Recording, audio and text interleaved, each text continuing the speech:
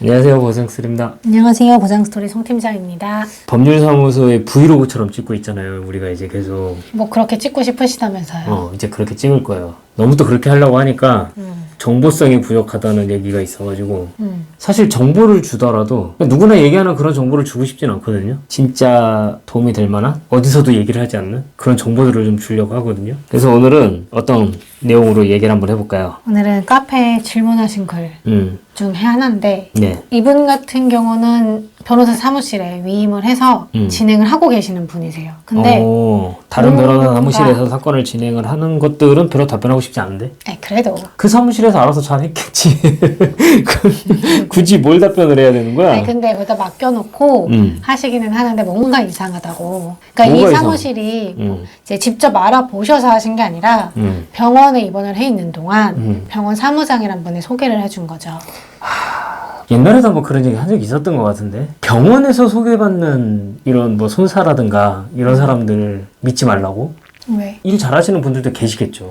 일을 잘하시는 분들은 가만히 있어도 소문 때문에 일이 많이 들어와요. 누구든. 그러니까 교통사고 일을 하고 계시는 분들. 그렇죠. 그런 사람들은 굳이 내가 뭐 어떤 영업 활동을 하지 않아도 내 사건들이 잘 풀어지고 내가 뭔가 믿고 맡겼던 사람이라고 한다면 소개를 많이 시켜준단 말이에요. 근데 병원 원무과 과장 아무튼 어떻게 됐든 간에 그 병원하고 서로 연계가 돼가지고 그런 사람들은 1차적으로 일이 많이 없는 사람일 수도 있어요. 사무실 내에서. 그렇죠. 이렇게 얘기하는 게 되게 조심스럽기는 한데 그럴 수도 있다라는 걸 말씀을 드리는 거예요. 그리고 아무래도 병원에서 소개를 해준 분이니까 병원이랑 뭔가 커넥션이 있을 수도 있지 않을까. 그런 부분도 의심을 해볼 수가 있는 거죠. 실질적으로 그런 분들을 많이 봐왔기 때문에 제가 말씀을 드리는 거거든요.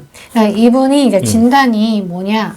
디스크세요. 사업자분이셔서 실소득은 더 많지만 보험사랑 이제 할 때는 소득을 도시일용으로 보셔야 되는데. 그럼 뭐 보험사에서는 당연히 도시일용 주장을 할 거고 도시일용 매물로 진행을 하겠죠. 아니면은 보험사랑 어느 정도 소득에 대한 합의가 이루어져야 되는데 보험사는 사업자 같은 경우는 무조건 도시일용 매물 적용하려고 하니까 그런 어려움이 좀 있죠. 그러니까 도시일용으로 아마 적용이 되셨을 거고 이제 뭐 병원에서 소개를 해주신 분이라 그런지 디스크로 입원을 8주 하셨대요. 8주나. 보통 8주? 그렇게 못 하시잖아요. 보통 2주에서 많이 하시면 4주 정도 하시죠. 뭐 내 돈 내고 할 수도 있으니까요. 입원이요. 뭐. 그래요? 네. 내가 돈 내겠다고 하면 입원 더 추가로 받아주는 병원도 있으니까요. 내 자비로 입원을 하고 나중에 그거 보험사에 다 청구돼요? 안 돼요. 그거는 그럼 청구 안 되고. 네. 안 돼요. 그럼 내 자비로 입원한 부분도 휴업손해 인정돼요? 안 돼요. 그것도 인정 안 돼요? 네네. 입원은 할 수 있지만 인정은 안 되는 그쵸. 거네요. 의사가 자보로 진단한 기준 이상의 입원 치료를 한 거는 내부담인 거고 그걸로 인한 휴업손해 인정이 안 돼요. 그거는 또 인정이 안 되는 네네. 거고. 그러면 내가 정말 몸이 너무 아파서 입원을 할 수밖에 없다라는 게 아니면 굳이 입원하실 필요가 없는 거잖아요. 근데 필요에 의해서 입원하시는 분들도 있으니까요. 어차피 병원은 심평은 삭감 때문에 못 받아주는 거거든요. 이 부분만 해결을 해주면 추가 입원도 가능한 거죠. 아무튼 그래서 이제 8주 입원을 하셨는데 합의금 어느 정도로 책정을 해와서 그 사무실에서 이대로 이제 합의를 할 거냐. 합의금 얼마? 이제 한 950 전후를 말씀을 하셨나 봐요. 950만 원 정도. 도시령 노임으로 8주 입원하고 950만 원. 뭐 적은 금액은 아니네요. 합의금이. 적은 금액은 아니신 것 같아요. 도시일용 노임으로 쳤으면. 네. 근데 이 사무실에서 지금 합의를 안 하면 합의금이 떨어질 수도 있고 보험사에서 소송이 들어올 수도 있다. 지금 합의를 안 하면 이 금액으로. 이게 지금 그 얘기만 딱 들으니까 지금 합의를 안 하면이란 얘기가 나왔다라는 거는 이분께서 이런 합의금이 나왔는데 합의를 뭐 해야 되나 말아야 되나 고민을 하셨나 봐요. 그런 의견을 아마 전달을 했을 거예요. 그러니까 이 얘기가 나오는 거예요. 근데 진짜로 지금 합의를 안 하면 합의금이 떨어지는 거예요? 그럴 일은 없어요. 떨어지지는 않아요? 네. 그러면 왜 이 사무실에서는 합의금이 떨어질 수도 있다라고 말을 한 거예요? 그냥 합의하자 이 얘기를 돌려서 얘기하는 거죠. 여기서 끝내자 사건. 그러면 이 금액보다 줄어들지는 않는 거네요. 나중에 한다 해도. 보험사랑 변호사무실 간에 합의금에 대한 얘기들이 있었을 거 아니에요. 900인지 950인지 모르겠지만 아무튼 그 금액에 대해서 합의금에 대한 얘기들이 있었을 거고 뭐 시간 지난다고 해서 이거 금액 700에 떨어뜨리면 합의가 되겠어요? 더 안 되지. 이거 뭐 시간 지나서 500에 합의금 떨어뜨리면 합의돼요? 안 되지. 근데 오늘 합의금을 이제 만약에 950을 제시를 했는데 이분이 합의를 생각이 없어서 미루고 뭐 한두 달 있다 이렇게 하면 뭐 그래도 950. 똑같이 그냥 그대로 줄어들지는 않는 거네요. 합의금 줄어드는 경우는 없다고 제가 말씀드렸잖아요. 그러면 보험사에서 소송을 걸 수도 있다라고 했는데 소송을 이거는 왜 또 해? 뭐예요? 소송을 왜 해? 여기까지 왔는데 무슨 소송이야, 소송은. 근데 합의가 안 되니까 네. 보험사에서 소송을 한다라는 거 아니에요? 아니, 뭐 보험사가 어딘지는 모르겠는데 공제조합 아니면은 공제조합은 사실 이런 합의금 제시도 안 했을 거고 공제조합 아닐 거예요. 일반 보험사인데 일반 보험사는 소송 잘 못해요. 금감원에서 하지 말라고 막아놓은 것도 있고 일반 보험사에서 지금 합의금 950까지 제시해놓고 왜 소송을 해?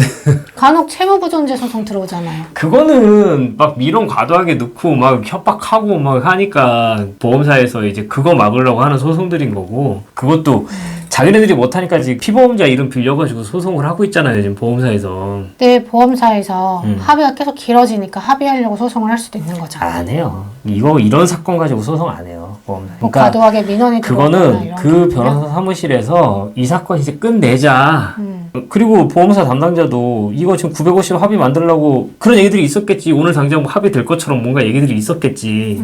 근데 합의가 안 되면 담당자도 열이 받지 이제. 내가 이렇게까지 합의금 맞춰줬는데 합의도 안 되고 그런 얘기들도 있었겠죠. 그리고 이 변호사 사무실에서는 이제 합의금을 여기까지 만들어 놨는데 또 합의 안 하고 치료 더 받겠다. 뭐 아무튼 이런 얘기들이 있으니까 이 얘기가 나왔을 거예요.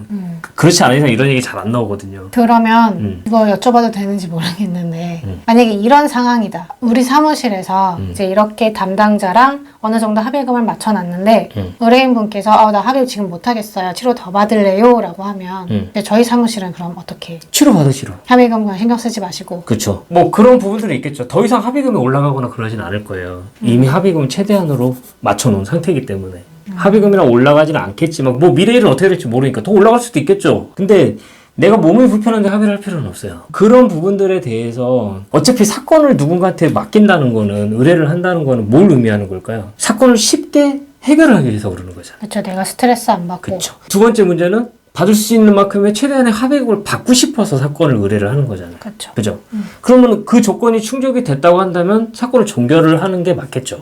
피해자분 입장에서는 생각보다 합의가 너무 빨리 이루어졌는데 나는 좀 더 치료가 필요한데 이럴 수는 있어요. 그렇죠. 그러면 치료 더 받으시면 되는 거잖아요. 아까 말씀드렸듯이 합의금 떨어지거나 소송 들어오는 일 없어요. 그러면 이분 같은 경우는 제 사무실에서 그렇게 말을 했다고 해서 어떻게 보면 겁먹고 합의를 빨리 서두른다거나 그러실 필요는 없으시겠네요. 그런 언급들이 있는지는 모르겠지만 이런 상황에서 굉장히 많은 분들이 생각을 하는 게 뭐냐면 변호사무실하고 보험사하고 짜고 치는 고스톱이라고 이런 생각들을 많이 하세요. 아무래도 계속 내가 위임한 사무실에서 합의를 적용을 하니까. 근데 합의를 적용을 하는 건 아까도 말씀드렸듯이 합의점이 만들어져 있고 이미 네. 그리고 뭐 여기서 더 치료를 받는다고 해서 뭐 합의 금액이 달라지거나 하는 건 아니거든요.